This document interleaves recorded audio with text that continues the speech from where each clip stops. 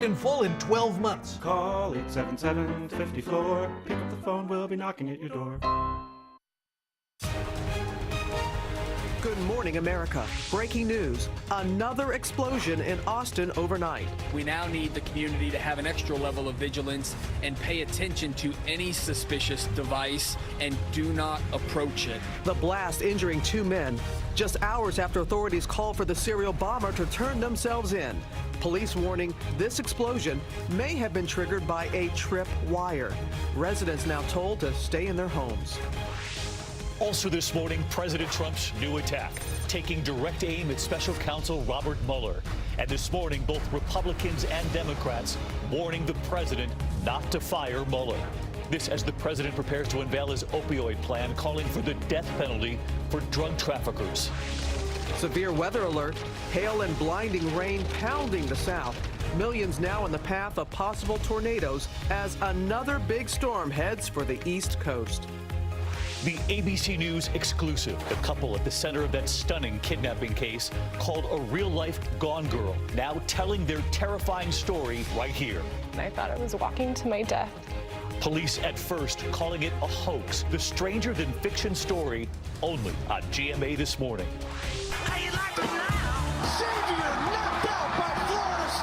And a Cinderella Sweet 16. The underdog team still in the show. Florida State stunning top-seeded Xavier.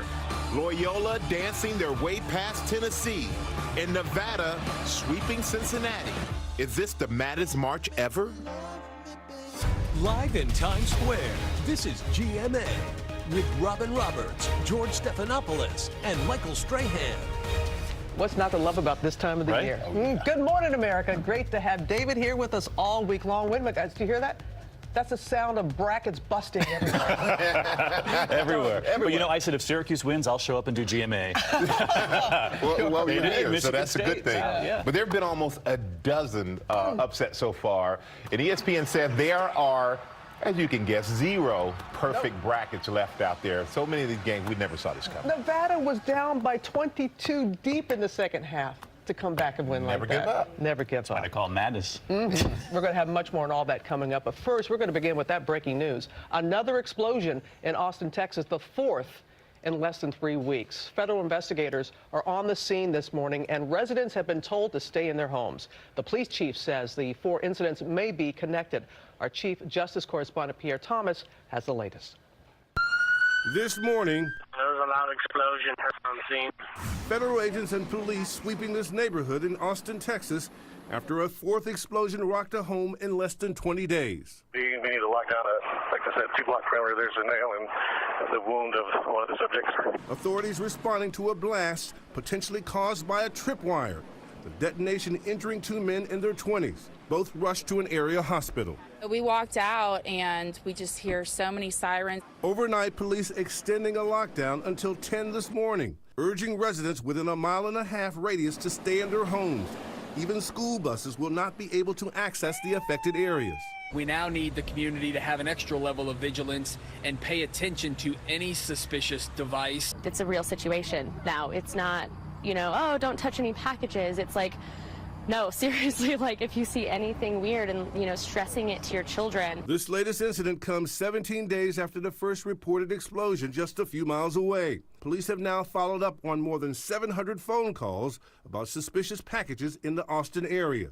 Authorities investigating whether last night's attack was a response to this press briefing. That there has been an increase in the reward. The blast triggered just 6.5 hours after the Austin Police Department offered $115,000 for any tip leading to the arrest of a suspect. We need that tip, and you may have the one piece of information that lets us put this all together. Austin police say the bombings, which killed 2 people and have now injured 4 others, were meant to send a message. The packages used in these attacks were designed to look innocent, unassuming. ABC News learning the bombs were built using nuts, bolts, nails, and metal pieces as shrapnel. Investigators believe the suspect is highly skilled, since he's able to move the packages without detonating them. Police are deeply concerned that the sustained nature of these attacks is making it painfully clear that Austin has a serial bomber on its hands, skilled, deadly, and committed to terrorizing that community. David? Pierre Thomas this morning. Pierre, thank you. We're joined this morning by Austin Mayor Steve Adler and by Austin Police Chief Brian Manley. Gentlemen, thank you both for being here. Chief, you had initially said that you were investigating whether this could be a hate crime after the first 3 bombs, given the victims, both black and Hispanic. What do we know about the victims overnight? So the victims from this incident were 2 Anglo males, and this was in a different part of Austin as well. So we've said from the beginning that we're not willing to rule anything out, just because when you rule something out, you limit your focus. And so this does change the concerns that we had initially, although we have still not yet ruled it out until we understand what the ideology or motive is behind the suspect or suspects. I know you've had more than 700 phone calls, tips coming in. I know you think the suspect is highly skilled because they've been able to move these packages, these bombs, without setting them off. What do the kind of bombs tell you about the suspect you're dealing with? And do you know anything about who might be behind this? At this point, we don't have any specifics leading us to one suspect, and that's why we're pushing the message out that we need every tip, every piece of information. However inconsequential you may think it is, that may be the one piece of evidence that we need. If this explosion last night was the result of a bomb that was utilizing tripwire technology, that is showing a different level of skill above what we were already concerned that this suspect or suspects may possess. Mayor Adler, I know this came just hours after police held that news conference offering that reward. Do you think that whoever is behind this is responding, trying to send a message? Boy, I tell you, at this point, there's not enough data to be able to know that. We're one of the safest cities in the country now, dealing with some pretty horrific events. And I think the important message right now is just to tell people, if you see anything that is in any way suspicious, just don't go near it and call 911. Mayor, I know you mentioned Austin's one of the safest cities in the country. It's a wonderful city. I know that entire neighborhood, as you just mentioned, has been sort of shut down. You've told families to stay indoors until about 10 this morning. School buses can't even get through to pick up kids. What do you say to the families, the parents, and really the children who are living this nightmare, Mayor? We have some of the best law enforcement folks around dealing with this. There's an army of federal agents. We have state resources. So we're putting every resource available. This is the highest priority. We're going to find out who's responsible for this, and we're going to stop it. One last question for you, Chief. I know you mentioned the possibility of a tripwire. You'll have more later this morning. Also, the sophistication of the prior bombs. Do you have any suspects, any names, any potential people you're looking at? We've had a lot of good leads and tips come in, and we run each one of those to ground. At this point, we have people that we have looked at, but there's no leading suspect at this time, and that's why, again, I want to reemphasize the importance of, however inconsequential you may think the piece of evidence you have or the video that you have may be, we need it so that we can put this together. All right, Chief Manley and Mayor Adler, we're thinking about everyone there in Austin this morning. Thanks so much for being here. Thank you. Thank you. But you did hear the chief there say that no leading suspect after hundreds of tips coming in. That's scary for the entire community when they have no idea. And as the mayor said, if you see something suspicious, just stay away. Absolutely. Yeah. Now to President Trump taking on the Russia investigation, blasting the special counsel and the FBI in a series of tweets over the weekend. Now lawmakers on both sides of the aisle are warning the president. Our senior White House correspondent Cecilia Vega has the latest on that. Good morning, Cecilia. Hi, Robin. Good morning to you. The White House has publicly said at least 10 times that President Trump has no plans to fire Robert Mueller. But those weekend tweets and his own lawyers call for an end to this special counsel investigation have many in this city worried about President Trump's next steps. This morning, both Republicans and Democrats have a stern warning for President Trump. Do not fire Robert Mueller. If he tried to do that, that would be the beginning of the end of his presidency. This would undoubtedly result in a constitutional crisis. Washington sounding the alarm after the president's personal attorney over the weekend called on the Justice Department to end the special counsel's inquiry into ties between Russia and Team Trump. The entire thing has been a witch hunt, and there is no collusion. The Russia story is a total fabrication. I call it the Russian hoax. Overnight, a White House lawyer trying to ease concerns, saying the White House yet again confirms that the president is not considering or discussing the firing of the special counsel, Robert Mueller. But President Trump spent his weekend behind closed doors lashing out on Twitter. 7 tweets in 2 days, escalating his attacks on the Russia probe and its key players. Blasting sanctimonious James Comey, even naming Mueller for the first time, saying the Mueller probe should never have been started and that there was no collusion and there was no crime. It started late Friday night with the firing of FBI Deputy Director Andrew McCabe, ousted less than 2 days before he was set to retire, his benefits stripped. You cannot stop the men and women of the FBI from doing the right thing. McCabe denies any wrongdoing, but an inspector general report concluded he authorized a conversation between FBI officials and a journalist about a Clinton Foundation probe, and then he misled investigators about it. While the president called McCabe's ouster a great day for democracy, McCabe says he was let go as, quote, part of this administration's ongoing war on the FBI and the efforts of the special counsel investigation. Sources tell ABC News McCabe has been interviewed by Mueller's team and that McCabe documented his conversations with the president and handed over those memos to Mueller's investigators. But in one of his many tweets this weekend, President Trump says that he spent very little time with Andrew McCabe and that he never saw him taking any notes. Some Democrats are now saying that it is time to pass legislation to protect formally Robert Mueller's investigation. And Robin, in perhaps the most extraordinary response to all of this weekend's events, former CIA Director John Brennan's public takedown of President Trump. Take a look at this tweet.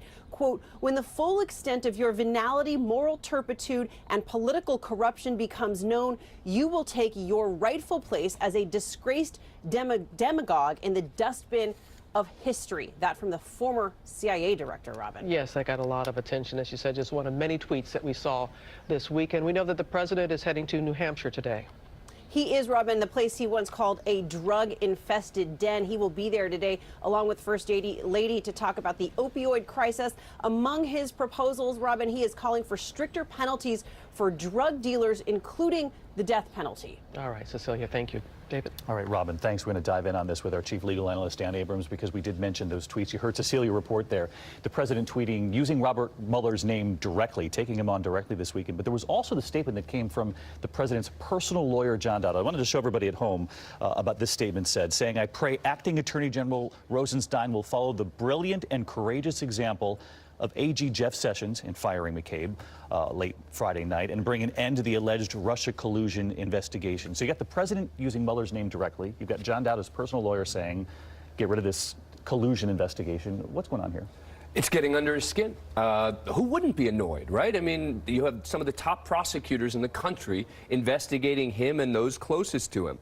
Remember also that Mueller's team has now subpoenaed documents from the Trump Organization related to Russia. This also happened relatively recently. And let's remember, this has nothing to do, meaning the Mueller investigation should have nothing to do with the McCabe firing. But you see now the president trying to lump them together to suggest, oh, well, because you have McCabe being fired, that somehow tells you that the special counsel investigation is tainted. One has nothing to do with the other.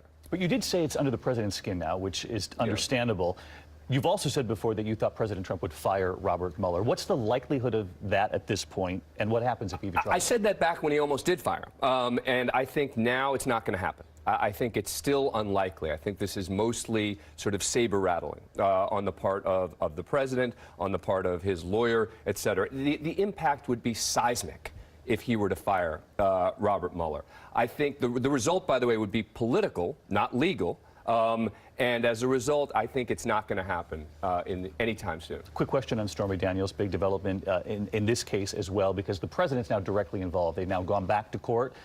They're seeking $20 million in damages because they say she's broken her agreement. Yeah, he named for the first time, right? After distancing himself for a long time from this case, you now see the president named in this. And look, don't minimize the possibility that Trump and his team could have an argument against her. There was a deal in place. You can say it was invalid, but they had a contract that she wouldn't talk about this. Does that mean that he's going to win millions of dollars against her? Not necessarily, but don't immediately dismiss this. This is going to be a long, it seems like, protracted fight. And now directly involved. Directly involving the president now. All right. Dan Abrams, always good to talk to you. We should remind everybody at home that James Comey will sit down for an exclusive interview with George Stephanopoulos, his first since being fired by President Trump. That's going to air right here on GMA, of course, and on a special edition of 2020, Sunday, April 15th, right here. Michael? All right, thank you, David. And now to that tragic fall at a Cirque du Soleil show. A performer with more than 15 years of experience falling in Tampa. The audience watching in horror.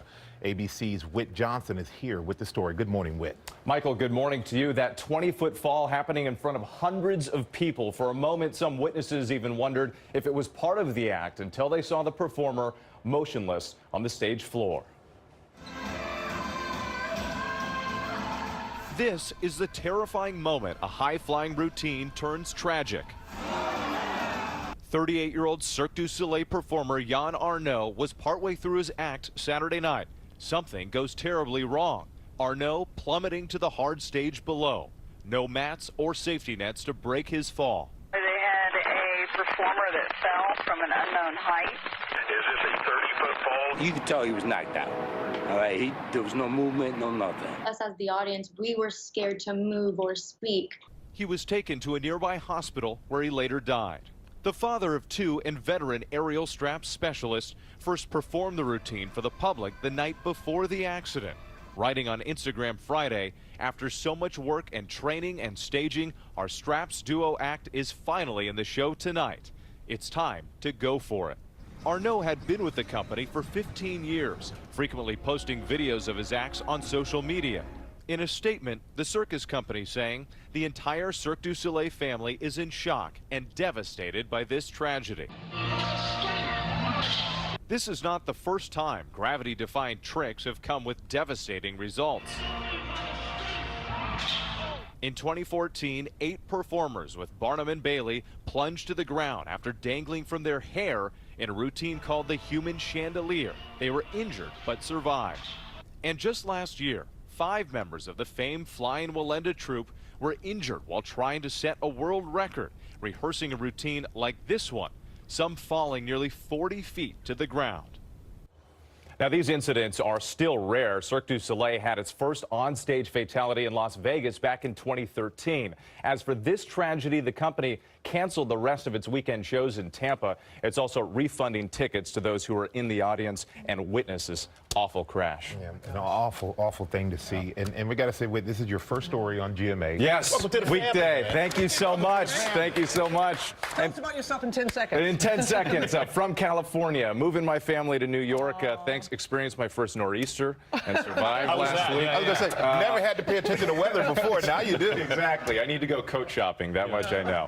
Welcome to the team. Thank you so much. A true pleasure. Speaking of nor'easter, Rob. Hi, Robin. Well, just for Whit, we've got another one coming your way. We'll get to that in a second. It's already brought some severe weather to parts of Texas, 30 reports plus of it. This is not snow outside of Austin. This is hail accumulating. We had hail the size of baseballs or larger. Whitney, Texas, blinding hail getting through that area. And now we have a threat for not only just hail, but tornadoes today as this storm begins to move off towards the east. Dixie Alley, north of Birmingham, Huntsville, northwest of Atlanta. And this drives to the south and east for Georgia, coastal Carolina, and northern parts of Florida. And then this is still a convoluted mess. We're not quite sure what's going to happen Tuesday into Wednesday, but we're looking for probably some wet snow anywhere from D.C. through Long Island, maybe up towards the northeast as well. We'll try to drill down on that for you.